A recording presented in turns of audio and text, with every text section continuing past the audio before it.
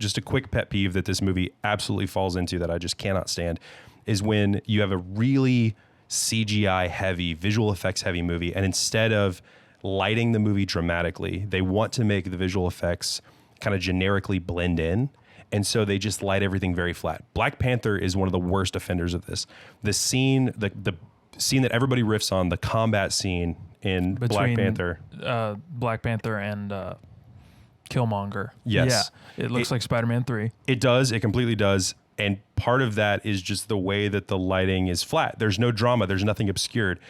To contrast that with a movie that predates computer graphics at all, like Alien, the first Alien movie, the way that they'll just give like a little bit of a rim light to the monster, leave it obscured, let it be something that kind of lurks in the shadows and is very, mysterious. That's super cool. This movie, The Great Wall, absolutely fails to make any of the CGI look dramatic because it's all just broad daylight. Yeah. Every texture's visible. There's no drama to the scenes. And so it looks like Power Rangers. It does. I was going to say that as well, especially the like most recent Power Rangers movie that they did. It like the military in this movie look exactly like them, and it just looks very out of place. I will say though, I don't hate the design of the Tao Tai. No, that's a cool monster design. It's a cool monster. You got the eyes on, and I looked it up. There's like lots of different renditions of the thing. I'll put them up on the screen or whatever. I don't know how accurate that those are in the movie to like actual like myths, but I like the eyes on the shoulders. They have like sort of like a jade design type thing, like what you would see like on a jade statue on their heads. It's cool, but it looks like 2010 CGI. It does, and there's not a huge problem, I don't think, with having a movie that has lame CGI if the other aspects of the film compensate for it. Like there's obviously really bad CGI in the first Harry Potter movie, but the rest of the movie is so whimsical, and you already have so much buy-in at that point that when you see a troll that's like moving very awkwardly and has CGI kids flopping on the back, or the Quidditch scene, which we've talked about before, you don't care as much. This movie, the draw of it is the CGI. Like it's an effects movie, basically. It's a big budget action effects movie. And so the execution of the CGI being really poor is a huge detriment to this film.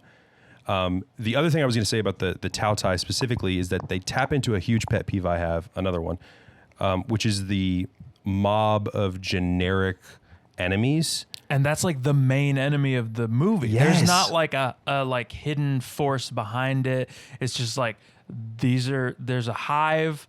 This is the queen. That's the movie. And we'll get into, I'm sure, but like they try to do some like quasi deep shit about the monster, but it's very straightforward, and it's like that's the main villain of the movie, and it's so uninteresting. The first Avengers film does the same thing. Yeah, where you have these massive armies of generic robot cyborg alien guys that, because they're so disposable and because there's so many of them, the stakes of the scene are immediately lowered. Right? Like if you're watching Captain America slice and punch his way through essentially a nameless, faceless army, you're watching him destroy so many things that it sucks all of the drama out of the scene. Contrast that with the way that a perfect action movie like Die Hard, right? Every single henchman has like a character trait. They have an imposing presence about them. Obviously, they're very different types of action movies, but there's so much characterization just to the enemies themselves. There's things happening in the scene below the surface. Yeah, and even if the henchmen don't speak or barely speak, they're menacing just in the way that they behave. And anytime you have a mob of mythical creatures, aliens, monsters that just swarm, you have to overcome that some way. I think there are movies that have done that really well. Lord of the Rings is a great example. Orcs in Lord of the Rings are scary because we have moments with just the orcs.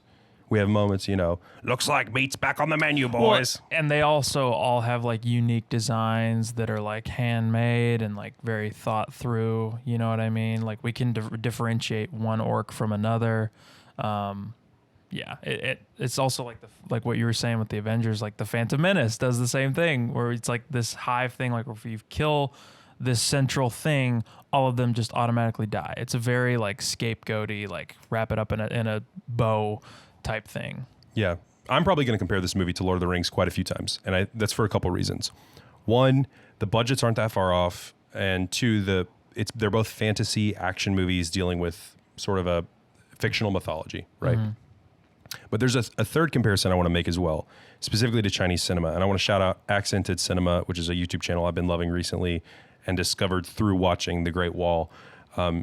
They do a fantastic job of breaking down foreign films in Chinese cinema. But a comparison he made was that in a lot of fantasy Chinese films, they're inspired by Japanese RPGs, Japanese video game RPGs, which are very popular in China. Those Japanese video game RPGs are generally inspired by American tabletop RPGs like Dungeons and Dragons, which is heavily inspired by Tolkien. And that's kind of the origin. Yeah. So there's this direct lineage of like Tolkien mythology inspiring Chinese cinema, right? And so, yeah, this movie tries to do a lot of the things that Lord of the Rings does, I think, with vastly different scripts, but visually and even the setup of the way the swarms happen. Significantly worse characterization. Everything's significantly worse than The Great Wall. Yeah, right. Yeah. Obviously, it's worse than Lord of the Rings, which are arguably some of the best movies ever made. Yeah. Yeah. 100%. Hey, thanks for watching that clip. If you want to watch the full episode of Big Name Bad Movie, it's over on our channel right now. Don't forget to like, share, and subscribe as well. Come on. Don't forget it. And hey, maybe even subscribe to the Patreon, patreon.com/bignamebadmovie. All the juiciest content's over there.